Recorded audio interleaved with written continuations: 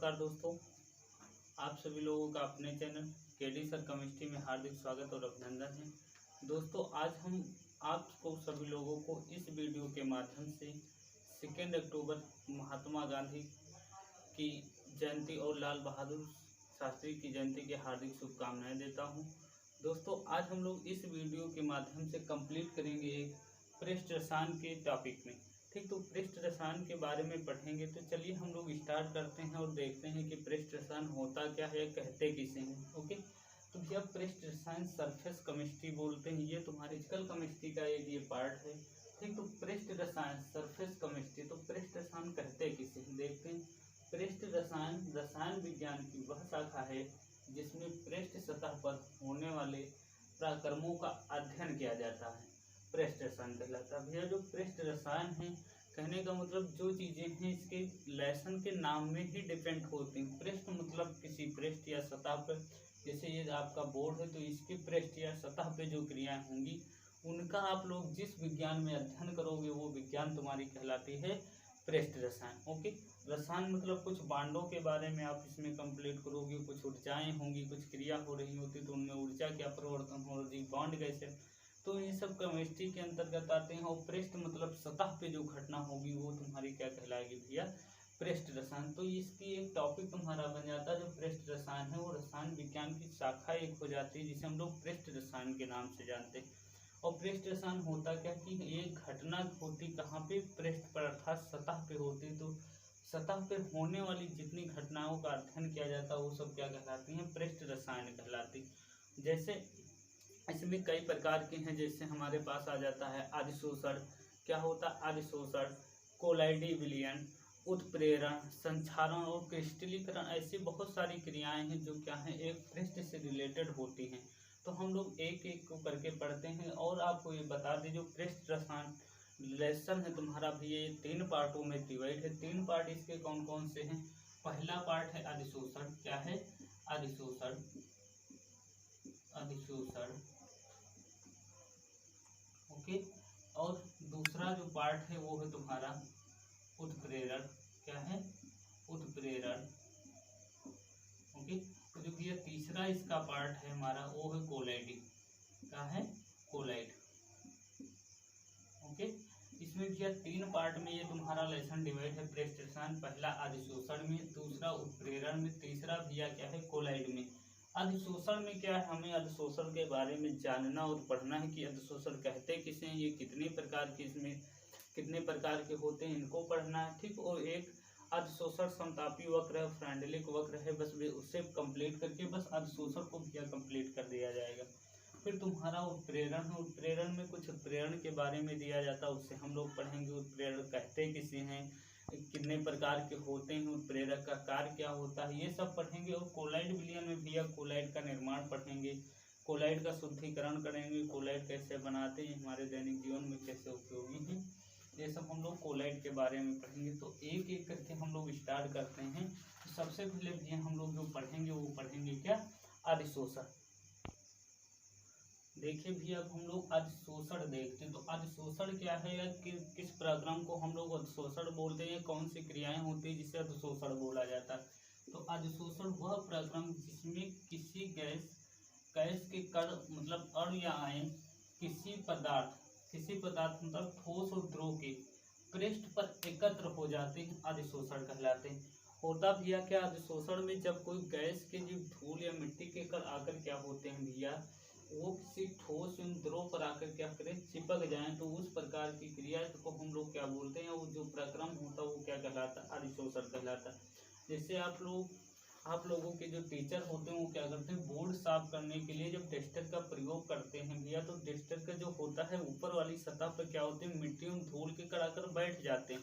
ठीक, जैसे हम लोग इस बोर्ड को टेस्टर से साफ करें तो टेस्टर पर क्या है, उसकी मिट्टी एवं धूल या चाक के कण आकर उस पर क्या करते हैं कि आप बैठ जाते हैं। तो उस जो कण आकर उस पर बैठते हैं तो वो क्रिया जो होती है वो क्या कहलाती है, आपकी अधिशोषण कहलाती है। क्या कहलाती है, अधिशोषण कहलाती है। जैसे कि होता है कि आप कहीं बाइक से जा रहे होते, बाइक पर क्या आपकी मिट्टी आकर लग जाए, क्या आकर लग जाए, मिट्टी आकर लग जाए, या आपके कोई कपड़े पहने उस पर मिट्टी आकर लग जाए, तो तो मिट्टी क्या होती है कपड़े के ऊपर या बाइक के ऊपर या आपकी जो गाड़ी या किसी भी साइकिल से जा रहे हो, साइकिल के ऊपर जो मिट्टी आकर चिपकती है या एकत्रित हो जाती है वो उसकी सतह पर ही रहती है, अर्थात पृष्ठ पर ही रहती है। तो पृष्ठ पर जब रहती है तो वो जो क्रिया होगी वो तुम्हारी क्रिया क्या कहलाएगी भैया, अधिशोषण कहलाएगी। क्या कहलाएगी, अधिशोषण कहलाएगी। इधर देखिए मानिए आपके पास एक ठोस है, क्या ये एक ठोस है, ठीक, ये एक ठोस रखा हुआ है, कोई एक ठोस पदार्थ भी है आपके पास, ठीक। ठोस पदार्थ पर क्या करें, कोई गैस या अणु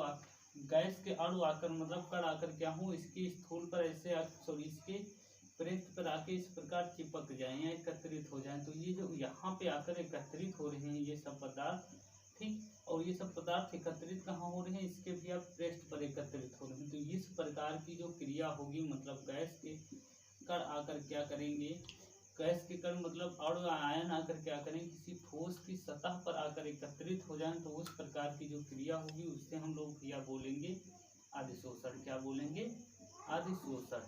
ओके, तो अधिशोषण क्या होता है, तो अधिशोषण एक ऐसा प्रक्रम होता है जिसमें गैस के अणु आकर क्या करते हैं किसी ठोस या द्रव की सतह पर आकर एकत्रित हो जाते हैं, तो वो क्रिया क्या कहलाती है, अधिशोषण कहलाती। ओके, देखिए जब अधिशोषण क्रिया होती है तो उसमें दो चीजें होती हैं। दो चीजें का मतलब एक होता है कि जो पदार्थ आकर किसी के ऊपर चिपकते हैं, एक वो पदार्थ होता है और एक वो पदार्थ होता है जिसके ऊपर आकर चिपकते हैं, ठीक। तो इन दो पदार्थों को हम लोग किस नाम से जानते हैं, मान लो आपके पास एक ठोस है उस पर गैस के अणु आकर चिपक रहे हैं, तो ये जो गैस के अणु हैं इनको क्या बोलेंगे और जिस ठोस के ऊपर चिपक रहे हैं इस ठोस को क्या बोलेंगे, ठीक।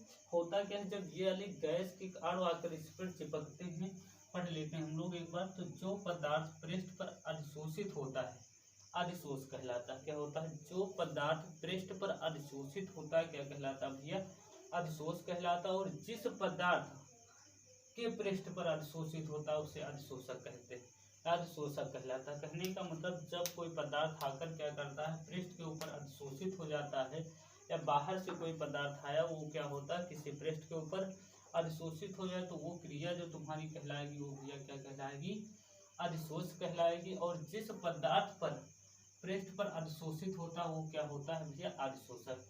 जैसे मान लो आपके पास एक गैस के कण आकर के ठोस के ऊपर चिपक गए, तो ठोस भैया तुम्हारा जो है वो क्या कहलाएगा, अधिशोषक कहलाएगा। क्या कहलाएगा, अधिशोषक, ठीक। अपनी ओर आकर्षित करता, शोषक कर लेता है, ठीक। और जो ये गैस के कण हैं ये सब कहलाएंगे अधिशोष। क्या कहलाएंगे भैया, अधिशोष।